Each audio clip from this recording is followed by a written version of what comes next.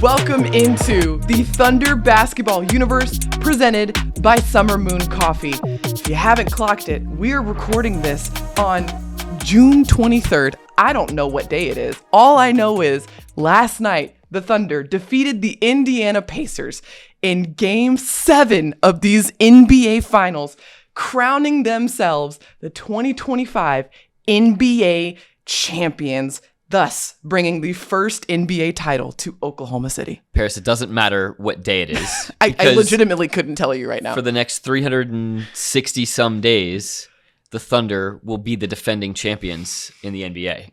So, doesn't matter. Monday, Tuesday, Wednesday, Thunder defending champions for the next year. And that is an amazing thing to say for this team in this city in the NBA, a league historically known for, you know, the big market teams, the massive budget teams being the ones that bring home trophies and raise banners.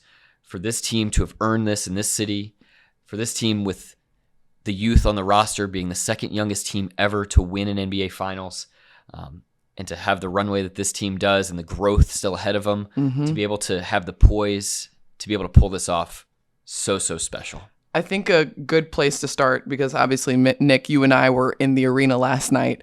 We've been at every game, and the way that this Thunder crowd responded to seeing that Larry O'Brien trophy being hoisted at center court by Clay Bennett, Sam Presti, Mark Dagnall, and that entire Thunder roster was a moment that will forever be etched into my memory as someone who has covered this team for the last 6 seasons. And Nick, you started in 2012, the last time the Thunder were in the finals. And so I can only imagine the contextual history that's surrounding this moment for you too. Yeah. I think that there's a level of hunger in the city that's matched by the players. And by the end of that game, there was a level of exhaustion by the crowd that mimicked what the players must have been feeling after taking this NBA season to literally the furthest limit that you can take. It's the last day possible day that you can play an NBA game. And this crowd endured and showed endurance, maybe is a better way to put it, for being able to live up to what this team delivered and required of them throughout the postseason. They helped deliver this team wins. You think about Game 5 against the Denver Nuggets. I mean, that was a resuscitation spurred on by Lou Dort, but also the crowd that kept this team in it and buoyed them over the top towards the end of that game.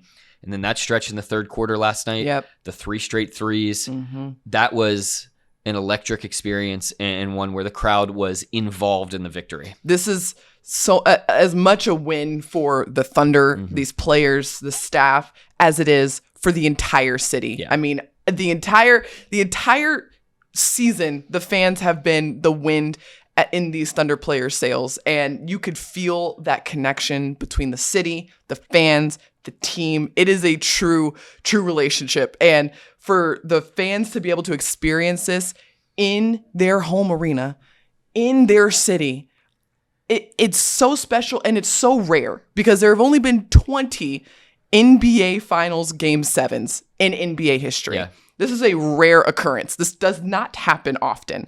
And for the Thunder to have now that Game 7 forever, it'll always be won in Oklahoma City, and the Thunder come out on top to bring that Larry O'Brien trophy to this city as well. A relatively young organization, just 17 years old. This just goes to show how uncommon this team is. Yeah, and it's filled with uncommon players. You know, guys who throughout the postseason have stepped up, found ways to win. It's been some guys' nights. It's been other nights where, you know, those guys didn't have it and their teammates picked them up. They dealt with massive adversity. They dealt with deficits in series. They played from ahead in series. But the result was they were able to do what they needed to advance and advance and advance one more time, and then win 4 games before the other team won 3. And they kept saying, it's first to 4, not first to 1, not first to 2, not first to 3. And they stayed present. They stayed where their feet were, and they got it done. Keeping it as simple as possible, stacking those days, stacking those wins, stacked up to an NBA championship. Okay, we have the best Summer Moon stats of the week possible. Championship edition. Nick, I'll let you go first. What you got for us? 16. Oh, I know what this is. Yeah. I know what this is. You got 4 wins in round 1. You got 4 wins in the Western Conference semifinals, 4 wins in the Western Conference finals, 4 wins in the finals. That's 16. Yeah. The classic NBA trope is, how many 16-game players do you have on your roster? And the Thunder showed that they've got a lot of them because over the course of those 16 games, it wasn't the same 5, 6, 7 guys that were contributing. We saw massive contributions up and down the roster. Yep. This run really demonstrated the way that this organization constructed the roster to begin with, which is with an understanding of, in this new age of basketball, you have to be adaptable. Yep. You have to be able to play and win different types of fights with different types of styles. So we saw in series like Denver that Jay Will was a massive, massive fixture in that series. In the last couple, Kenrich Williams suddenly into the mix. Yep. Aaron Wiggins more prominent. Isaiah Joe had some moments earlier in the playoff run. Alex Caruso and Kaysen Wallace figured massively in some of these stretches as well. And so, you just go up and down the list of these players. The Thunder had to play very different ways. They played big for almost an entire series against Denver. They had to play small a lot with one big here in this series against Indiana. So, it's just so cool to see how this team adapted, was there for each other, and guys stepped up and were given the space to step up. And unrattled in all of that adapting. A lot of teams, they would have to take a lot of time to calibrate to all of this new stuff. Oh my gosh, we're playing big. Oh my gosh, we're going small now. Oh my gosh, now we're normal. This is what we're used to, one big. But the Thunder, completely unflappable. And a lot of this has to do with the fact that their muscle for adaptability is so incredibly strong up to this point. Now, some of it was earned and grown through forced adaptability when all 3 of your bigs are down for a sustained stretch of time at the start of this season. Yeah, you're forced to adapt. You're forced to have J-Dub play a lot at the 5, Alex Caruso play at the 5, Kenrich Williams play at the 5. But learning through those experiences, and then also some, built-in adaptability, just creating it yourself, rolling out Alex Caruso as a starter in the second half of Game 7 of the NBA Finals, mixing it up, starting, Kaysen Wallace here and there, just mixing up your lineups, being very fluid with all of that. It's part of this culture. And for the Thunder, all of that fluidity is just commonplace now. That they're so used, they're built into this unpredictability that's just status quo for them now. They're very comfortable being uncomfortable. And it's made them unpredictable. It's made them a moving target, and it's made them difficult to play against. And it's the reason why they were able to get to 16 wins before anybody else did. I love that stat. Okay, you want to hear mine? Absolutely. Okay. 3. I mean, it's not a stat on the stat sheet. Okay. 3 times that your heart just almost exploded last night as you 3 watched. Times that stopped breathing. Yeah. I'm trying to think of non-stat that number is higher. Let's be real. Yeah. All right. This is the number of MVPs for our guy. Nice. Shai Gilgeous-Alexander. Western Conference Finals MVP. Regular season MVP and MVP Finals. Or MVP of the NBA Finals 3 times. That is that hasn't happened in 2.5 decades. Shai has put together one of the most dominant seasons we have seen from any single player in NBA history. And that crowning moment where he hoists that Bill Russell trophy at center court, and then immediately says, "This is as much my trophy as it is J-Dub's and this team." And then what does he do? Gives it to J-Dub, shares it with his teammates. This guy is just the ultimate teammate. Yeah, massive humility, massive leadership qualities to allow his teammates the room to be who they are and to thrive in the ways that they can thrive to help this team. Shai has done this so many different ways. And what I loved about last night's game was it wasn't perfect. It wasn't. It wasn't. But he was perfect in the area that he needed to be, which was he started that game with 12 assists to 0 turnovers. And heading into the season, something that we heard from general manager Sam Presti was that the teams that can win at a really high level are the best passing teams. And the Thunder leveled up in their passing on the nights where they were passing really well in this series, in the most difficult series it had to play all playoffs. the passing was what ended up winning them the game. And in this one, they go for 20 assists. Shea has 12 of them. And it was enough to get 103 points on the board when scoring is very rare in game 7s. And you can only have this sort of game if your top of the line guy, your head of the snake in Shea Gilgeous-Alexander is leaving room for everybody else to breathe and leaving space for the team to operate as a team. And if Shea was just out there hunting and just trying to go for this is my moment. Yeah. I'm pressing for Finals MVP. Like, I got to take over. This would be a different looking game for the Thunder, I think. And the fact that everyone was able to get involved, the ball was hopping, the Thunder was able to play Thunder basketball. I mean, that leads to the ultimate win for this group, which is an NBA championship. And what we've heard from Shea the entirety of this season is that he is focused on winning. That's his ultimate goal. It doesn't matter. It doesn't matter if he has 29 or if he has 10. Yeah. He would rather score 2 points and the Thunder win than he score 80 and the Thunder lose. That's where he would rather be. And it was so amazing to see him up there on that stage, the command that he has of himself more than anything, and the example that he shines across the locker room.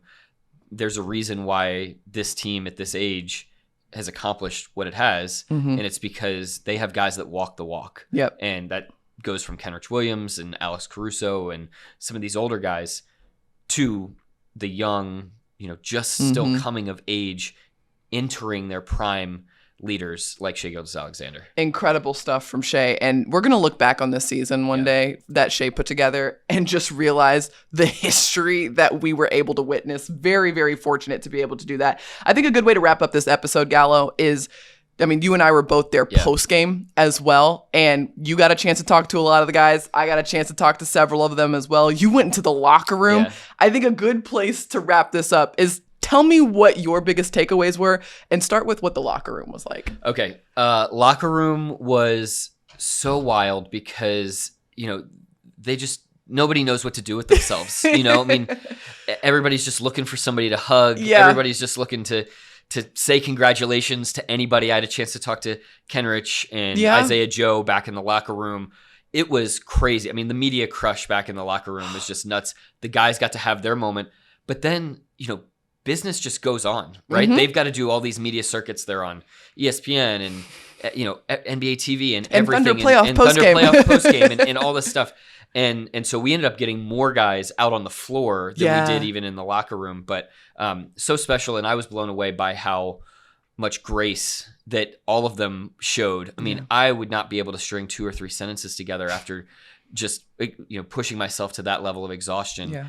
And yet these guys just waxed poetic about the way that they appreciated one another, what it was like to be a part of this team, how much they loved every second and every ounce of support that they got from the fans. So it was so cool to see all of that unfold just minutes after our chairman, Clay Bennett, hoists the trophy and just silently passes it on. Sam Presti, who has worked, and his staff, who have worked so diligently and so tirelessly to put this thing together. And then, of course, Mark Daigneault and the players as well. But just what a scene. I'll tell you my favorite moment. Yeah.